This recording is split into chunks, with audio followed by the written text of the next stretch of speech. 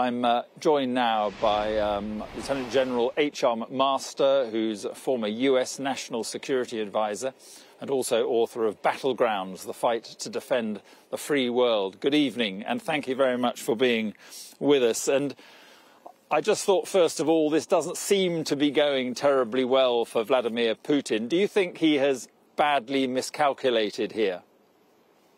Mark, it's a pleasure to be with you, and thanks for the reporting you're doing from Ukraine. You know, I think he's failed already. I mean, if his goals were as reported, to subjugate all of Ukraine, to do it quickly, to do it without much of a fight, to think that Ukrainians' leaders were going to flee, to think that the Ukrainian people wouldn't fight courageously as we've seen them fight, then yes, he was completely wrong. And I think he underestimated the Ukrainians, and I think it's pretty clear he overestimated the capability of his own military. Now, that's not to say that, of course, as you know all too well, Mark, that the Ukrainian people aren't bearing the brunt of this, that they aren't suffering tremendously from how Russia's adapted to that failure, which is to inflict more and more casualties on the Ukrainian people, to target the civilian populations with this indiscriminate bombing and use of artillery and rockets. Yeah, I mean, that's undoubtedly true. But what about Putin, do you think? He seems to be isolated. He seems to have no one that is able to talk to him, or at least willing to tell him the truth. I mean, how dangerous do you think Putin's state of mind might be? I think it's already clear that it's dangerous, right? But it's not new that Putin is dangerous, right? He's been a murderer. He's murdered journalists. He's tried to assassinate with banned nerve agents a political opponent, a former KGB agent in Salisbury, as you know all too well. He's enabled the serial episodes of mass homicide, which are the Syrian civil war. He invaded, Georgia in 2008. He invaded Ukraine in 2014. So, it's not as if this is an aberrational event. But of course, he's become increasingly dangerous, I think, Mark, because, of these assumptions that he's made. He assumed that the West was weak. He assumed that Ukraine wouldn't fight. And I think what he's finding is the assumptions on which he based his decisions were quite inaccurate. He, and I would add Xi Jinping into that, his best friend, self-declared for both of them best friends, and the 5,000-word statement they issued just before the Olympics, and the phone call they had 24 hours before Putin inflicted these horrors on the Ukrainian people. Do you think his senior generals go along with what he's doing here, or do you think, is it time someone in the Kremlin took him out? Well, it's time for a change, right? I mean, he's dragging the Russian people down too.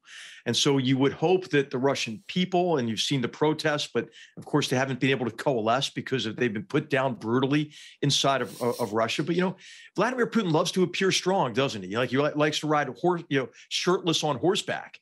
But you know what? He's not very strong right now, I don't think, Mark. I mean, you have to realize, obviously, that there are more political prisoners in Russia today than there were during the height of the Cold War.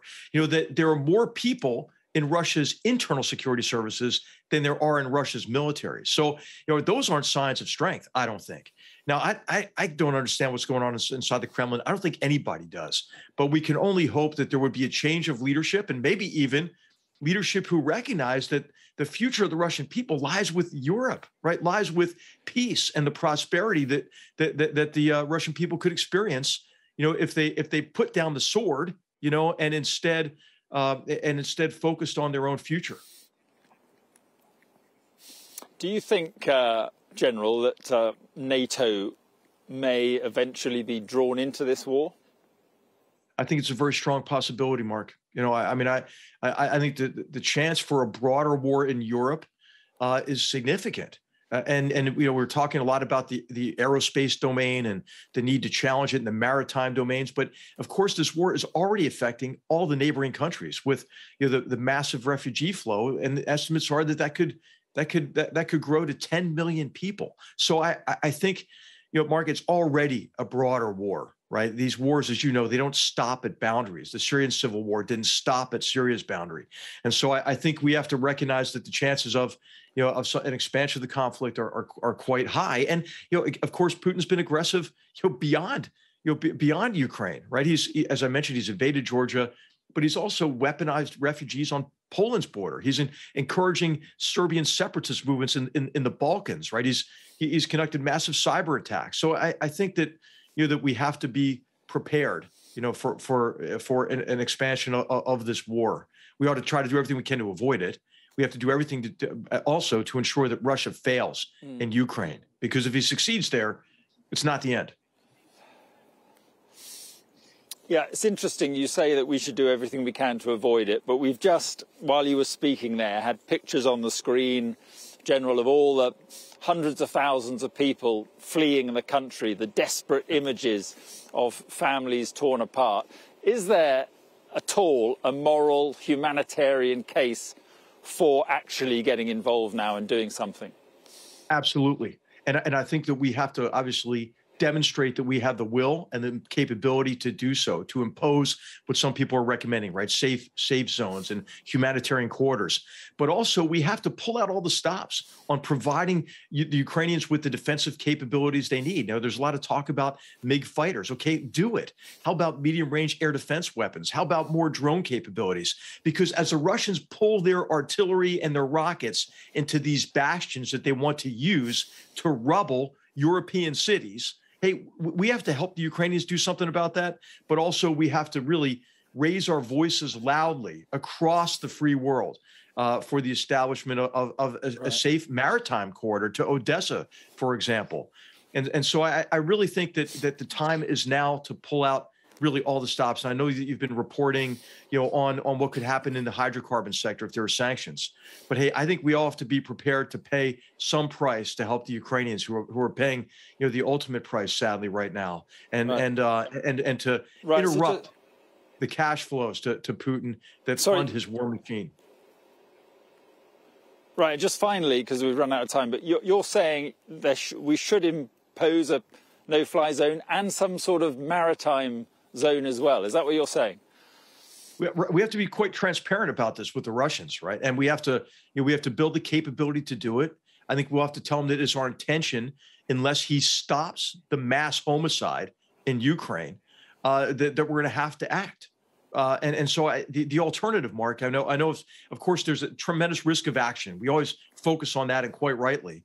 But there's a cost of inaction, too. And I think we're seeing that now. Are we going to watch what some estimates are that 1 million people will be murdered by Russian forces as he continues to bombard these cities? But he said if anybody interfered, that they would face, and I'm quoting here, consequences that you have never encountered in your history. Well, it's a not veiled threat, right, of nuclear war. But what is Putin left with, right? He has economy that's in shambles. His military can't fight effectively. They can bombard innocent civilians, but they can't fight effectively. So what is he left with? He's left with a cyber threat, and he's left with a nuclear threat. And of course, we have to take these seriously, but I don't think we ought to use his threats as an excuse for inaction, right? We have to take responsible action. We have to act together. We have to generate the will, and we have to be quite clear to Putin that what our intentions are, and of course, none of this, the war right now is not without risk, right? Ask the Ukrainians, who I know you are asking them, and you're with them now. Yeah. Well, listen, General McMaster, very interesting stuff. Thank you very much for being with us this evening. Thank you, Mark.